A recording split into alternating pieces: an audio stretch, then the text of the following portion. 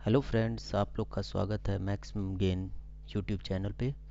हम लोग एक बहुत ही इम्पोर्टेंट सीरीज़ स्टार्ट कर रहे हैं जो कि प्रीवियस ईयर क्वेश्चंस पेपर पे बेस्ड हैं और वन बाय वन करके हम लोग इसका स्टडी करेंगे। सो स्टार्ट करते हैं। पहला क्वेश्चन है हमारा कि पियाजे के अनुसार विकास की पहली अवस्था का मतलब क्या है कि जन्म से लगभग 2 वर्ष की आयु, ये पहली अवस्था होती है के दौरान बच्चा किसके द्वारा सबसे बेहतर सीखता है।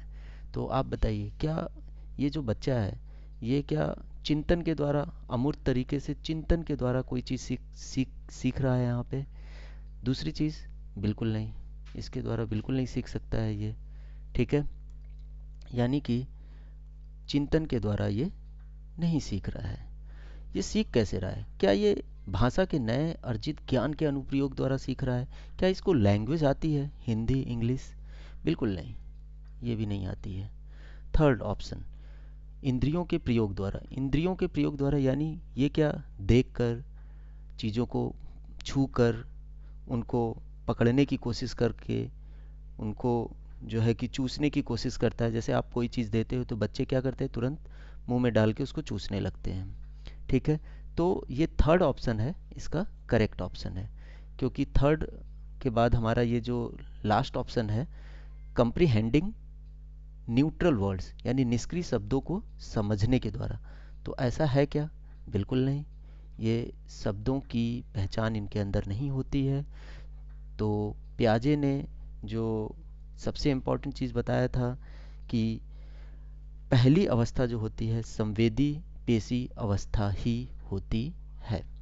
हम लोग अगली क्वेश्चन की तरफ बढ़ते हैं, क्वेश्चन नंबर 2 की तरफ।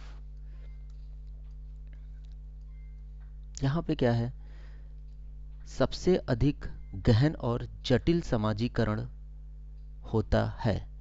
तो बताना है कि बच्चे के किस दौरान सबसे ज़्यादा गहन और जटिल समाजीकरण होता है किसी बच्चे के अंदर। क्या अर्ली चाइल्डहुड यानी कि पूर्व बाल्यावस्था के दौरान?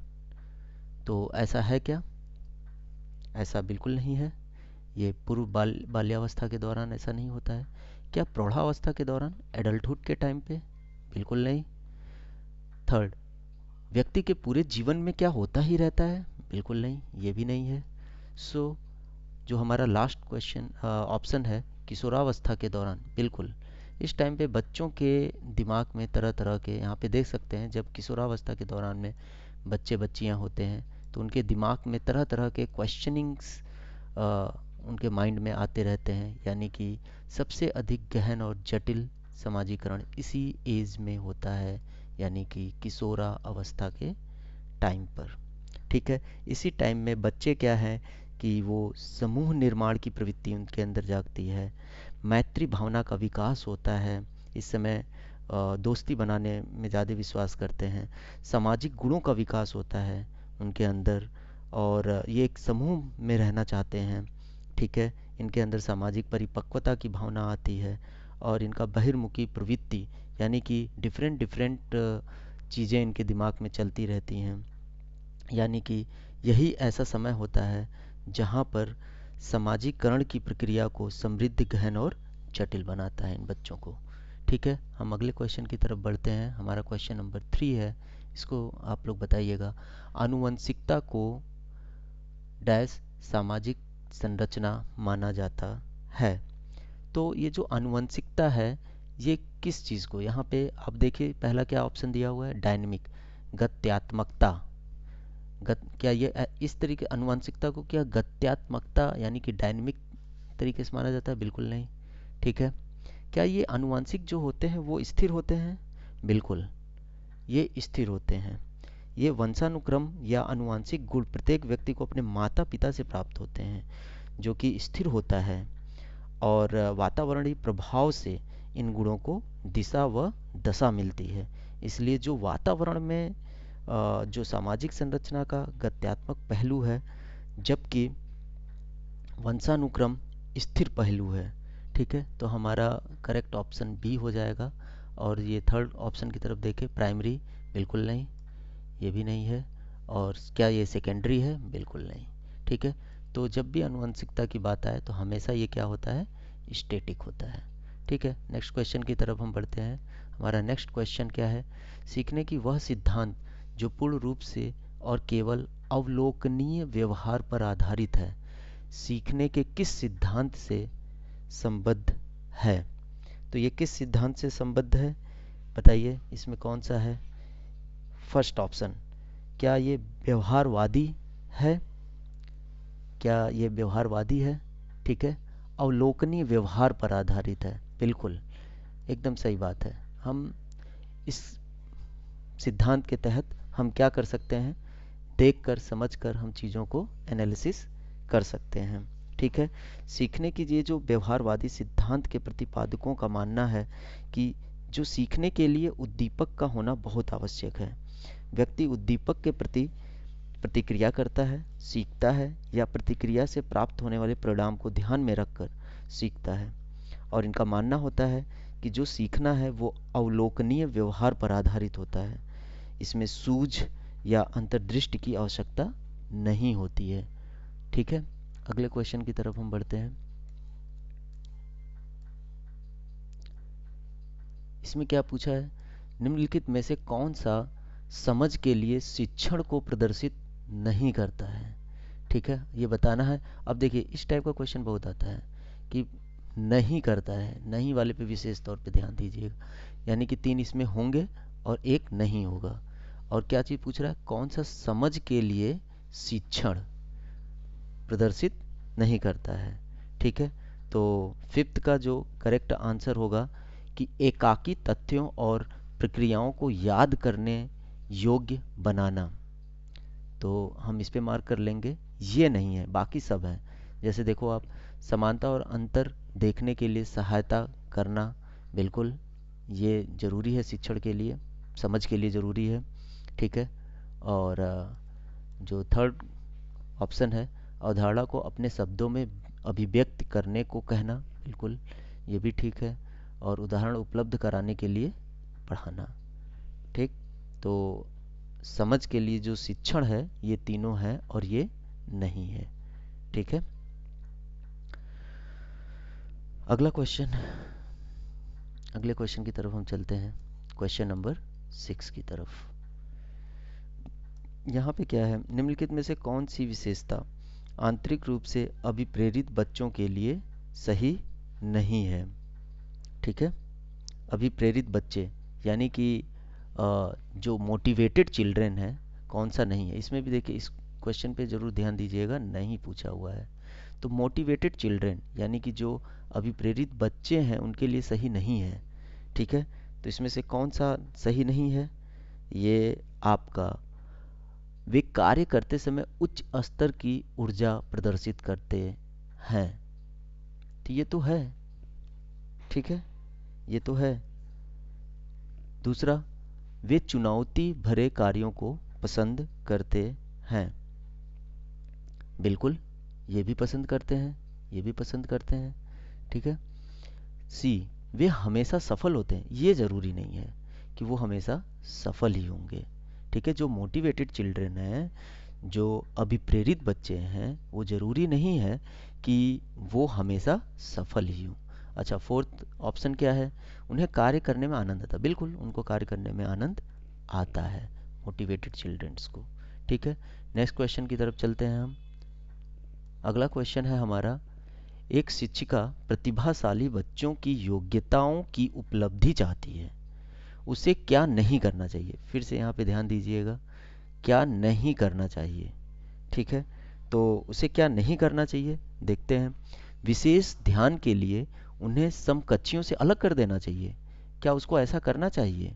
अब तुम अलग कर दोगे बच्चों को, जैसे यहाँ पे ये बच्चा बैठा हुआ है मान लो, ठीक है, इसको उठा के तुमने किसी और क्लास में कर दिया, उसको अकेला कर दिया, तो क्या उसके अंदर डेवलपमेंट होगा? बिल्कुल नहीं होगा। ठीक है, तो यानी कि क्या नहीं करना चाहिए, तो ऑप्शन करेक्ट ऑप्शन हो जाएगा ए। ठीक है, बाकी ये सब करना चाहिए, ये नहीं करना चाहिए बस। ठीक है, तनाव को नियंत्रित करना चाहिए, गैर शैक्षणिक गतिविधियों में आनंद लेना चाहिए, उसकी सृजनात्मकता को समृद्ध करने के लिए उन्हें चुनौती देना।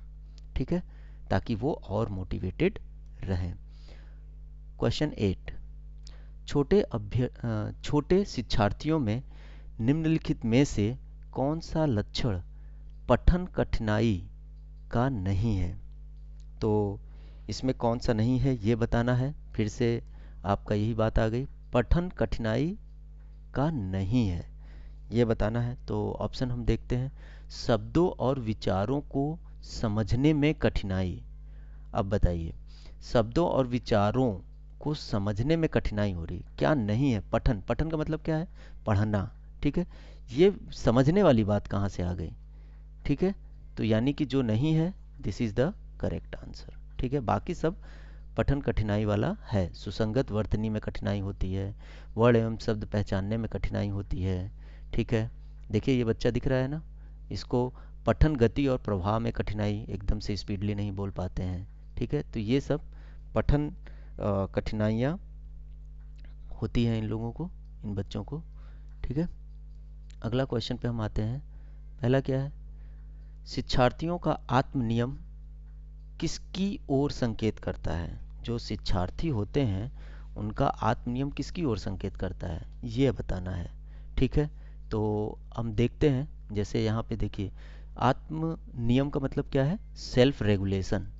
Self regulation of learners refers to. तो करेक्ट आंसर क्या होगा इसका, देखते हैं। विद्यार्थी निकाय द्वारा बनाए गए नियम, विनि विनियम, यानी कि rules made by student body. ठीक है, तो ये बिल्कुल नहीं होगा। ठीक है, ये यहाँ पे इसको मार्क कर लीजिएगा, ये आंसर इसका नहीं है, आत्म नियम की ओर संकेत नहीं करता है ये। दूसरा, स्व अनुशासन और नियंत्रण। ठीक है, क्या ये है? बिल्कुल ये भी नहीं है। ठीक है, थर्ड, अपने सीखने का स्वयं पर्यवेक्षण करने की योग्यता। बिल्कुल, अपने सीखने का स्वयं पर्यवेक्षण, जब बच्चा स्वयं पर्यवेक्षण करने लगे तो समझ जाइए कि उसके अंदर आत्म नियम यानी कि सेल्फ रेगुलेशन की भावना डेवलप हो गई है। ठीक है, तो करेक्ट आंसर हो जाएगा सी। ठीक है, यहाँ पे आप देख सकते हो कि कोई एक बच्चा है जो अपना खुद जो है कि चेकलिस्ट बना रहा है सेल्फ रेगुलेशन के लिए। ठीक है, अगला क्वेश्चन है यहाँ पर, क्वेश्चन नंबर 10, निम्नलिखित में से किस कथन को सीखने के लक्षण के रूप में नहीं माना जा सकता है? ठीक है, किसको नहीं माना जा सकता? आप ध्यान दीजिएगा, बाकी होंगे और जो नहीं माना जा सकता है। और यहाँ पे क्या कह रहा है? सीखना, इट मीन्स लर्निंग, किसको नहीं माना जा सकता है? तो पहला ऑप्शन पढ़ते हैं, व्यवहार का अध्ययन सीखना। ठीक है, तो this is the correct option. Study of behaviour is learning. ठीक है, व्यवहार का अध्ययन सीखना यह किसी भी प्रकार से सीखने का लक्षण नहीं है, क्योंकि व्यवहार का अनुकरण करके उसे सीखा तो जा सकता है, न कि व्यवहार का अध्ययन सीखा जा सकता है। ठीक है, अनुकरण किया जाता है। ठीक है, तो करेक्ट आंसर आपका ए है। ठीक, अगले क्वेश्चन की तरफ बढ़ते हैं, क्वेश्चन नंबर 11, सिद्धांत के रूप में रचनावाद क्या है? यानी कि कंस्ट्रक्टिविज्म एज अ थ्योरी क्या है, इसको हम देखेंगे।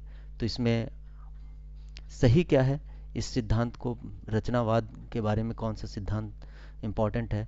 यानी कि इसमें अनुकरण की भूमिका पर केंद्रित होता है ये, यानी कि focuses on the role of limitation. ठीक है, तो अगले क्वेश्चन की, जैसे यहाँ पे देखिए, ये रचनावाद यानी कि सिद्धांत के रूप में रचनावाद जो है, ये बच्चे कुछ रचनात्मक कार्य कर रहे हैं। ठीक है, रचनावाद का सिद्धांत जो होता है वो शिक्षार्थियों को दुनिया के बारे में सोच विचार कर अपना एक दृष्टिकोण निर्मित करने की भूमिका पर बल देता है। ठीक है, अगले क्वेश्चन की तरफ हम बढ़ते हैं, क्वेश्चन नंबर 12 की तरफ। ठीक है, क्वेश्चन नंबर 12 क्या पूछ रहा है? सृजनात्मक शिक्षार्थी वह है। अब सृजनात्मक यानी कि जो क्रिएटिव लर्नर होते हैं, आपने देखा होगा कुछ बच्चे काफ़ी क्रिएटिव होते हैं। ठीक है, जो सृजनात्मक शिक्षार्थी होते हैं वह कौन होते हैं? ठीक है, तो आप देख सकते हो, जो पार्श्व लैटरल चिंतन और समस्या समाधान में अच्छा होता है। जैसे प्रॉब्लम मिला और उसका सॉल्यूशन उसने बता दिया। तो जो क्रिएटिव लर्नर्स होते हैं, जो सृजनात्मक शिक्षार्थी होते हैं, वो इस टाइप के होते हैं कि उनको प्रॉब्लम मिला और उसको सॉल्व करते हैं। ठीक है, तो करेक्ट आंसर हो जाएगा आपका बी। ठीक है, अगले क्वेश्चन की तरफ चलते हैं, क्वेश्चन नंबर 13 की तरफ। 13 क्या है? अवधारणाओं का विकास मुख्य रूप से किस चीज़ का हिस्सा है? ठीक है, यानी development of concepts is primarily a part of, ये किस चीज़ का हिस्सा है? ठीक है, क्वेश्चन नंबर 13 का। तो अगर आप इसमें देखें तो जो करेक्ट आंसर होना चाहिए, यानी कि intellectual development, this is the correct answer, बौद्धिक विकास। ठीक है, बौद्धिक विकास। बात ये समझ रहे हैं, क्योंकि जो अवधारणाओं का विकास मुख्य रूप से जो होता है वो बौद्धिक विकास का ही हिस्सा होता है, क्योंकि किसी भी अवधारणा को सोचने के लिए उसकी छवि मस्तिष्क में बनानी पड़ती है, जिससे उसके बारे में सोचकर अपनी अवधारणा प्रकट की जा सकती है। ठीक है, तो intellectual development, this is the correct answer. इस तरीके से अपने अगले क्वेश्चन की तरफ चलते हैं। जो व्यक्तिगत शिक्षार्थी एक दूसरे से भिन्न होते हैं, किस चीज़ में भिन्न होते हैं? तो आप देखिए, जैसे आप ही के क्लास में या आपके साथ अलग अलग बच्चे होते हैं, तो वो जो भिन्न होते हैं वो किस पॉइंट ऑफ व्यू से भिन्न होते हैं? ठीक है, तो देखोगे आप, अगर दो बच्चों को आप ले रहे हो, तो किसी एक बच्चे का जो विकास की दर है, रेट ऑफ डेवलपमेंट है, अलग है, दूसरे बच्चे का जो विकास की दर है उसकी अलग है। तो यानी कि इन बच्चों के अंदर इस चीज़ का डिफरेंस आ जाता है, यानी कि इस मामले में, यानी कि करेक्ट आंसर हो जाएगा रेट ऑफ डेवलपमेंट, विकास की दर। हर बच्चे की विकास की दर अलग अलग होती है, तो उसके हिसाब से टीचर्स को बच्चों को सिखाना चाहिए। ठीक है, अगले क्वेश्चन की तरफ बढ़ते हैं, क्वेश्चन नंबर 15 की तरफ। ठीक, क्वेश्चन नंबर 15 क्या है? बच्चे के उचित विकास को सुनिश्चित करने के लिए उसका स्वस्थ शारीरिक विकास एक महत्वपूर्ण आवश्यकता है। यह कथन क्या दिखाता है? ठीक है, जो बच्चों का, यानी कि healthy physical development is an important prerequisite for ensuring a child's proper development. Healthy physical development, इसके बारे में आप क्या बताना चाहोगे? तो इसमें क्या हो सकता है? यहाँ पे आप देख सकते हो, ये true as it is interrelated with other domain, सही है, क्योंकि शारीरिक विकास अन्य पक्षों के साथ अंतः संबंधित है। जैसा कि यहाँ पे आप देख सकते हो, जो शारीरिक विकास होता है वो क्या होता है? इंटर रिलेटेड होता है। ठीक है, यहाँ पे जैसा आप देखिए, ठीक, उसकी हेल्थ, उसका एजुकेशन, इमोशनल डेवलपमेंट, उसकी identity and social presentation, self care skill, ये सारे क्या होते हैं? इंटर रिलेटेड होते हैं। ठीक है, सो फ्रेंड्स, हम आज 15 क्वेश्चंस कंप्लीट कर लिए हैं। नेक्स्ट क्लास आप लोग की कल इसके आगे की हम बताएंगे। आप लोग इसको रिवाइज कर लीजिएगा, और हम लोग इसी तरीके से राइट डायरेक्शन में, यानी कि टू द पॉइंट क्वेश्चंस की स्टडी करेंगे, और जितने भी हमारे इम्पोर्टेंट क्वेश्चंस हैं, प्रीवियस ईयर क्वेश्चंस हैं, उनके थ्रू हम सारे सब्जेक्ट्स कवर करेंगे। So thank you. हमारे चैनल को सब्सक्राइब करिए, लाइक करिए और शेयर करिए, और अगर कोई प्रॉब्लम होती है तो आप कमेंट करिए। हम कोशिश करेंगे आपको अगले क्लास में उन कमेंट को सॉल्व करने की। ठीक है, thank you. Thank you friends.